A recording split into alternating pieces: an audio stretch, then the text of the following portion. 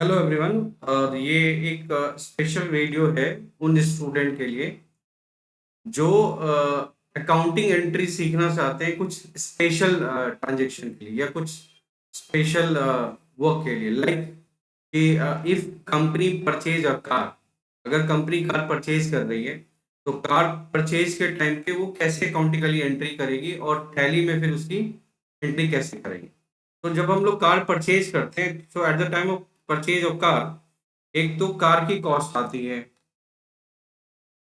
Car की cost आ गई। Late car की कॉस्ट जो है वो 10 लाख रुपीज है। उसके बाद एडिशनल चार्जेज लगते हैं, like road tax. Let road tax 10,000 है।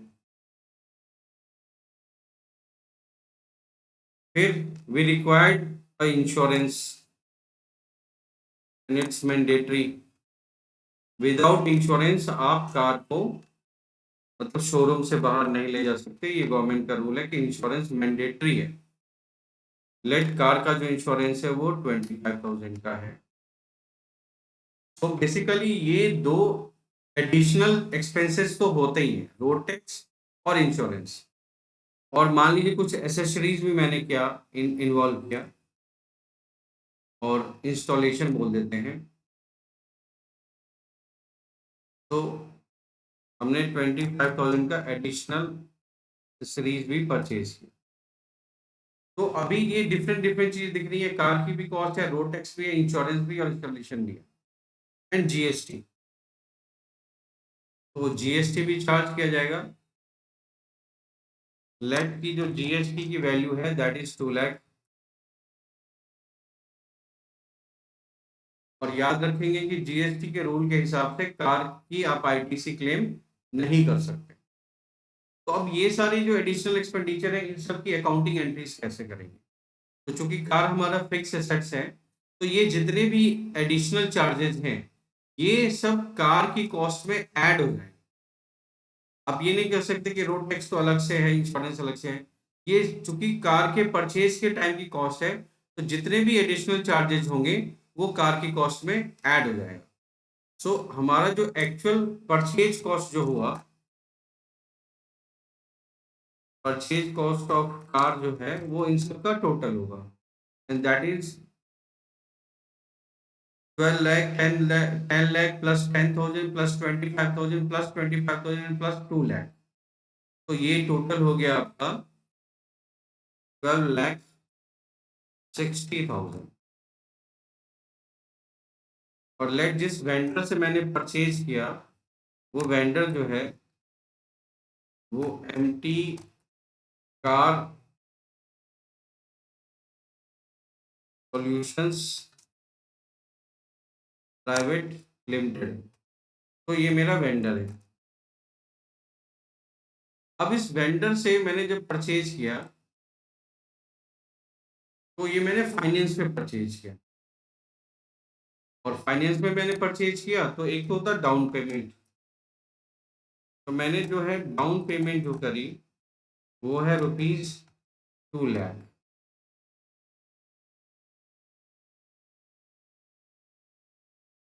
तो जो लोन हो जाएगा, लोन अमाउंट जो है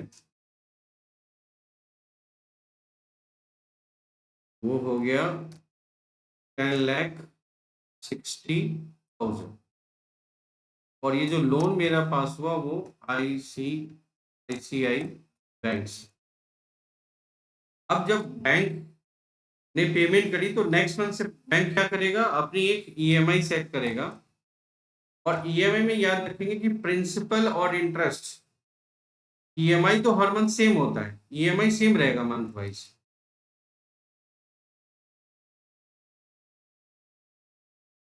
बट उसका जो प्रिंसिपल और इंटरेस्ट होगा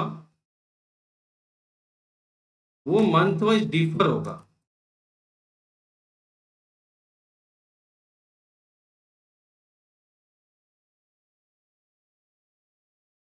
क्यों? क्योंकि वो लोन के रूल के हिसाब से क्या होता है कि हर मंथ आपका स्टार्टिंग में इंटरेस्ट ज्यादा चार्ज किया जाता है, तो और प्रिंसिपल कम डिडक्ट, लेट की अगर इसका ईएमआई जो है वो मंथली ईएमआई जो है वो 25,000, तो स्टार्टिंग में आपका जो प्रिंसिपल अमाउंट होगा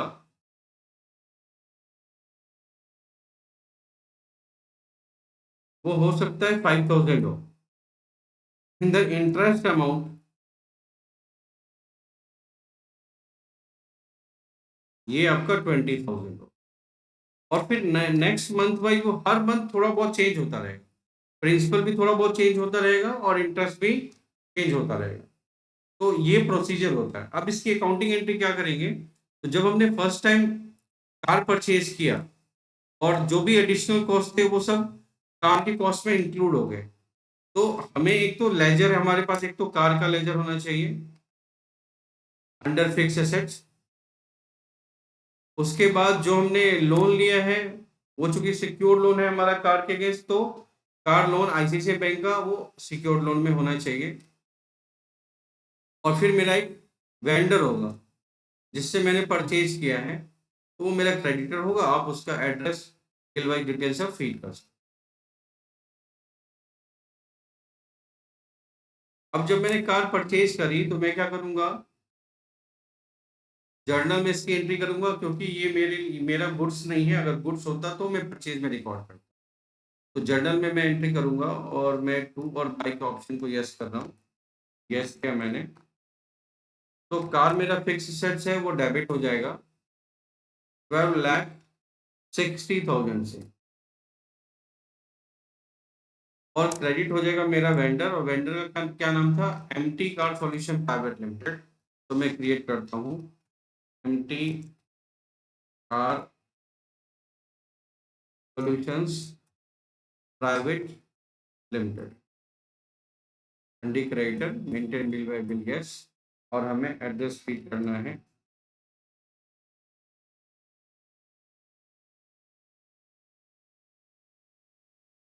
और एक सेकंड,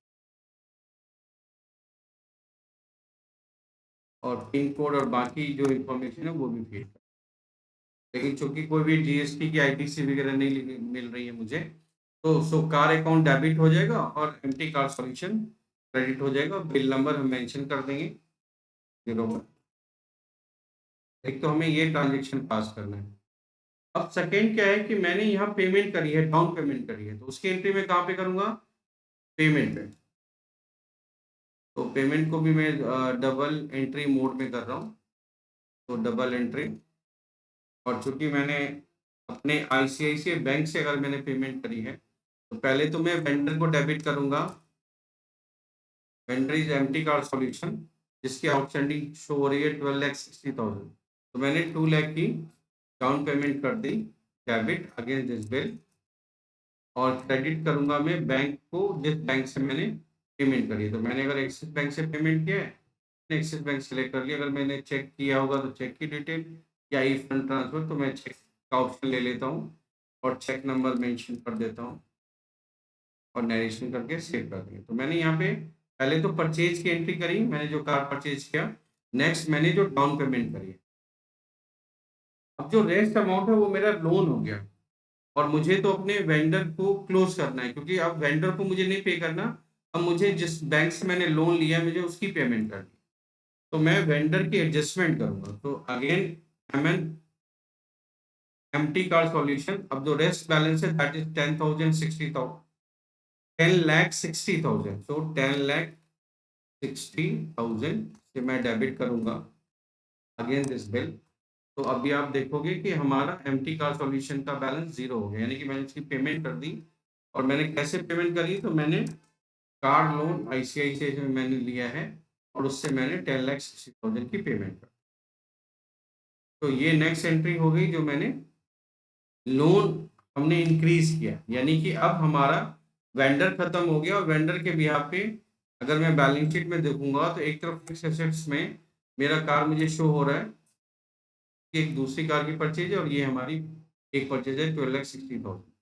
एक तरफ तो एसेट रेज हो गया, दूसरी तरफ लोन लायबिलिटी में जब जाऊंगा तो सिक्योर लोन में मेरे पास शो हो रहा है, क्योंकि एक और लोन की पेमेंट है और एक यहाँ पे पेमेंट करी है मैंने। तो यहाँ पे मैंने लोन रेज किया है कि मैंने अब अपने वेंडर की पेमेंट कर दी लोन से।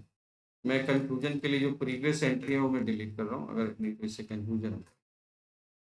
तो अभी शो हो रहा होगा आपको कि कार लोन की मैंने एक एंट्री करी, जिसमें ये है कि अब मुझे लोन पे कर रहा है 10,60,000। अब नेक्स्ट है कि जब ईएमआई शुरू होगी नेक्स्ट मंथ से, तो मुझे ईएमआई की पेमेंट करनी है। तो मैं अब हर मंथ जो भी ईएमआई बनेगी, लाइक 25,000 जो मैंने कहा था, तो मैं उसकी पेमेंट करूंगा ईएमआई की। और वहां पे डेबिट होगा हमारा जो कार लोन है, यानी कि आईसीआईसीआई बैंक का लोन, क्योंकि लोन का अमाउंट शो हो रहा है 10,60,000 पे करना है। अब हर मंथ मुझे 25,000 की ईएमआई पे करनी है। लेकिन ये ध्यान रखना है कि इस 25,000 में मेरा प्रिंसिपल अमाउंट कुछ और है और इंटरेस्ट अमाउंट कुछ और है। ईएमआई तो जा रहा है, बट लेकिन इसमें प्रिंसिपल अमाउंट अगर 5,000 ही है, यानी कि लोन का 5,000 ही मैं पे कर रहा हूँ इस मंथ में, और फिर से डेबिट करेंगे, साथ में मैं क्या पे कर रहा हूँ, interest on loan. So interest on loan का भी एक लेजर बनाएंगे। Then interest on car loan is expense for me, ये मेरे लिए एक्सपेंस है, तो अंडर इनडायरेक्ट एक्सपेंस लेंगे। और यहाँ पे इंटरेस्ट मैंने पे किया 20,000। इस पे कॉस्ट सेंटर है, अभी कॉस्ट सेंटर के ऑप्शन की रिक्वायरमेंट नहीं है, मैं कॉस्ट सेंटर का बंद कर दूँ।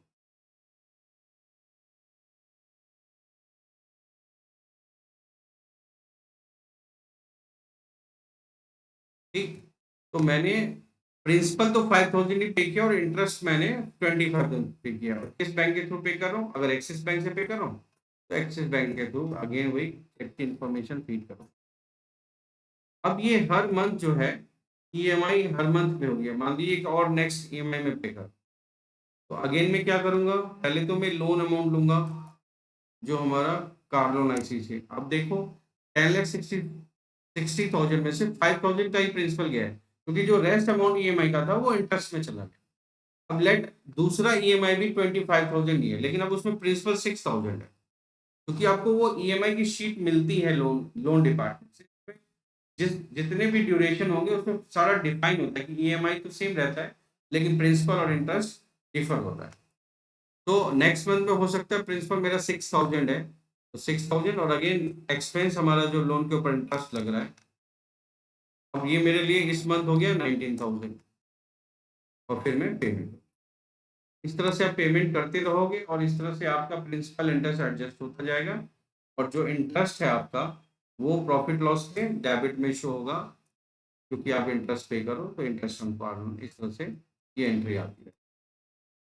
ठीक है, और जो आपका लोन है वो आपको बैलेंस शीट के लोन लायबिलिटी में शो होता रहेगा। जैसे यहाँ पे दिख रहा है कि भाई हमारा लोन अमाउंट 10,60,000 है और मेरी 2 ईएमआई की पेमेंट हो गई है, तो जो नेक्स्ट बैलेंस है वो 10,49,000, और जो मेरा एसेट कार है वो मेरा फिक्स में शो होगा कार। ठीक है, यहाँ पे भी एक और एंट्री पहले से है परचेज की, मैं उसे भी डिलीट कर देता हूँ तो कंफ्यूजन नहीं रहेगा। ये 12,60,000 की मैंने कार की परचेज एंट्री करी। आई होप ये कार परचेज के टाइम पे मैं अकाउंटिंग एंट्री कैसे करूँगा, उसका ईएमआई की एंट्री मैं कैसे करूँगा, ये आपको समझ में आया। Thank you so much.